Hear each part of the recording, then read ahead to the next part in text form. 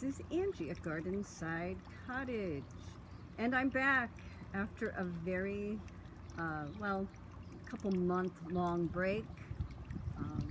Just too many challenges, too many things that weren't inspiring me. But then my friend Donna asked about me and kind of got me thinking that maybe I could get back on here and show a little bit of my garden. And I have been looking at beautiful gardens that are, lots of money involved in them, things I can't really do. And that's not what my channel is about. It's about what we can do to create a home and garden that we love. So in this area, we're going to start. This is my red area, inspired by a Japanese tea garden that I went to several years ago. And I keep thinking, no, I'm going to get over that mood. But I just enjoyed that garden so much. It was at a Botanical Gardens, and they did they had a little garden building, kind of reminiscent of that, but it was like a big building, and it was a gorgeous, serene space. And so I'm trying to create that here. And my color palette this year, well, it's always red in this area. I'm sorry, I was going to go off on a tangent. But I'm using punches. There's this green, this chartreuse green in this space, just to punch up the red a little bit. These petunias are kind of a yellowy green, but probably could be a little more groomed. And I probably shouldn't put impatience with petunias, but I did, and it's doing okay so far. Then a bunch of messy daylilies, and yeah, I don't know. Sometimes I don't like them, but in my dappled shade area, I have to be very careful about what I pick, and daylilies will bloom for me. There's some, and I don't remember. I'm afraid they're orange, and then I'm not going to be super happy. I had these kind of rusty reddish ones, and I'm hoping that's what we have. Even yellow would be okay, because these big flowers the neighbor doesn't like. She doesn't like these. They're kind of messy. They're kind of probably trashy flowers. But they blew in here, and they grow, and they're yellow, and they bloom in August, which is, yellow and August to me go together, so I let them be, and I enjoy them. And that's the kind of gardener I am. I just let things, I try to groom, but sometimes I just let things go. And see, more like an English garden here. English garden in my Japanese garden. This is more purple than red. I had red in here, I didn't like it, so I took the red out. But it still has that chartreuse green. I hope I'm saying that right, kind of yellowy green. And you don't really see that because of this little Japanese maple, but I just love this little tree. I'm sorry I'm too close, but I was going to trip. This little thing is just one of my happies.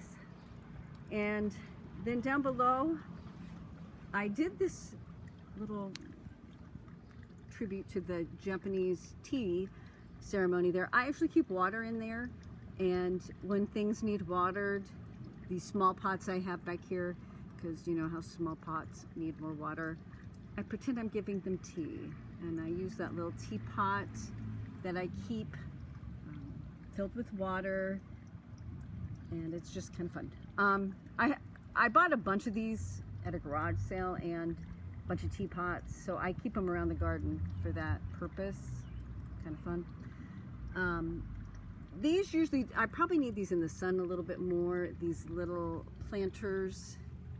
And I don't know about anybody else, but my little grasses, my ornamental grasses, are not doing stellar.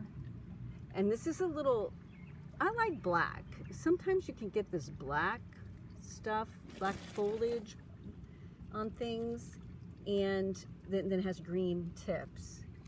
And I don't know what this little grass is called, but usually it's doing better with these little mini hostas. I just think these are cute, and they grow really well. And anyway, these looked better last year, but I need to be patient this year because we've had so much clouds and cool temps, things just haven't really got started yet. And I'm hoping. Today is a gorgeous day, so gorgeous that, yeah, I mean, some people, my husband would say it's hot, it's in the 80s. Anything else?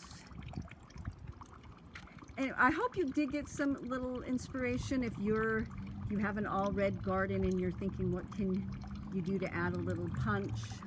I would go for kind of a little of this, this green, or even a little bit of yellow, cream colored in with the red. It's fun. This I got last year, and we had to rig it on the stand. It set on a much shorter stand. I think it was a Pier 1 back from those days. And anyway, the red and the gold and the green in there kind of inspired me to do what I did back here. And that's another thing. Find your inspiration. Look around and see what speaks to you. And then, try to go with that. Move that onto your flowers in your garden. This is a happy too.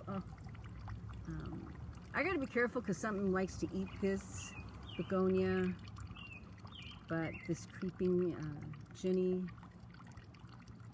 I don't know, maybe there's another name for that, but yeah, that's a happy. And when I first planted that, it was so puny, and it was that way for weeks. Probably one reason why I wasn't making videos. But finally, we've got some life. So that's a happy. And I get my red cushions out in my chairs to carry on that red theme, and there you go. Now there's still things I need to do. We need to pressure wash this. It's so crooked because of the tree. I need new edging rock there. But that's not what this is about. It's about being happy in your space, focusing on the good, making plans in the most inexpensive way you can.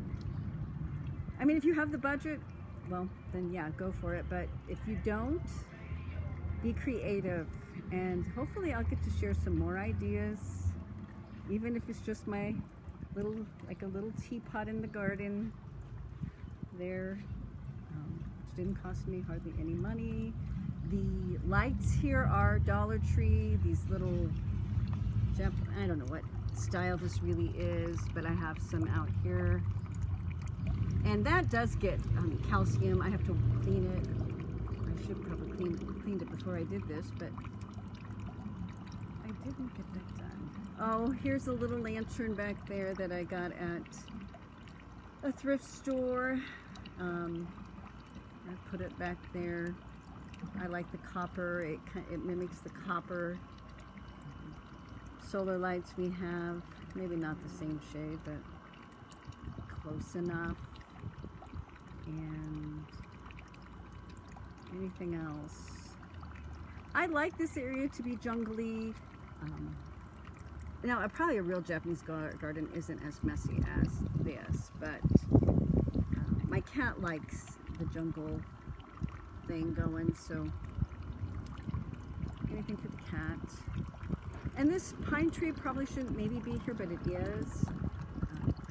I was at one of those farm stores that they don't take care of their plants, and it was half dead, and it looked like the Charlie Brown Christmas tree, and I don't know why I bought it, because I shouldn't have. And we got it home, and I'm like, let's plant it here, because at the time I had a hole and thought it would die, but it didn't.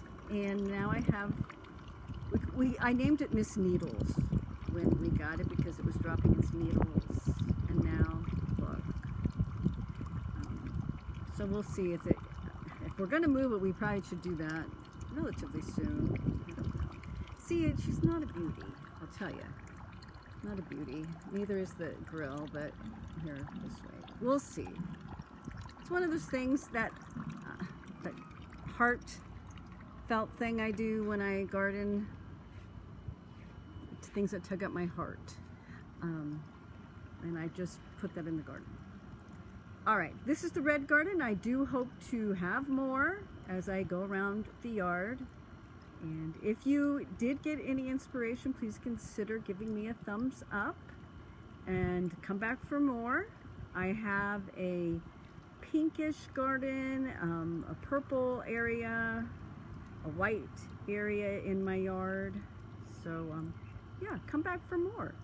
Anyway, I hope you have a glorious day. Thanks for spending a few minutes here in my garden. All right, bye now.